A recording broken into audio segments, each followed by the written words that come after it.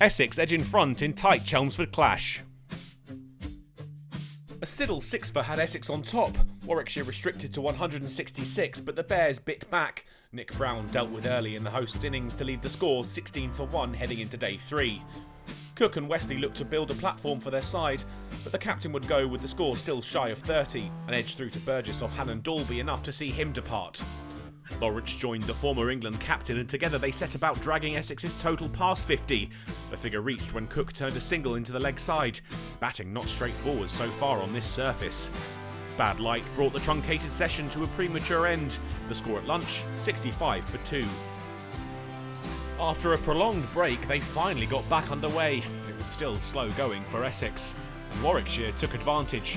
Norwell's Yorker was too good for Lawrence. The Englandman bowled for 14. A single from Cook then took him to his 50. His patient style was perfectly suited to the difficult conditions, and it was paying off. Walter had a different view of how to approach the innings. He came to the crease with real intent. The boundaries cleared early, and with the maximum, the score was hauled up to 100. Cook then fell in the next over. A square drive aimed through the offside, but only getting as far as Yates off the bowling of Rhodes. With the session approaching tea, there was another for Warwickshire. Walter's pads found, and he had to traipse off with 22 to his name. A cross-batted swipe from Wheater was his downfall. Rhodes waved his colleagues away and took the catch himself, none added by the Essex keeper. Harmer and Doeschate shut up shop, and they played their way towards tea. And they'd get there, unseparated. The score, 145-6. The score moved past 150 at the resumption, and Doeschate was into the 40s soon, and looking for a half-century to go with Cook's earlier in the innings. He'd get there, some fortune in the shot as it flew off the edge to the third-man boundary off Stone, but his knock could be crucial. Essex were on the cusp of a first-innings lead.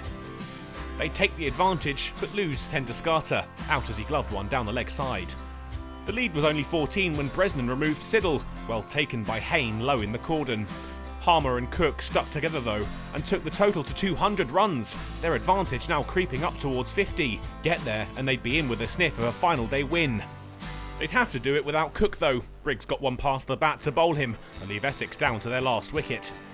Simon Harmer usually makes an impact for Essex, but this time he was doing it with the bat, the lead up to 50.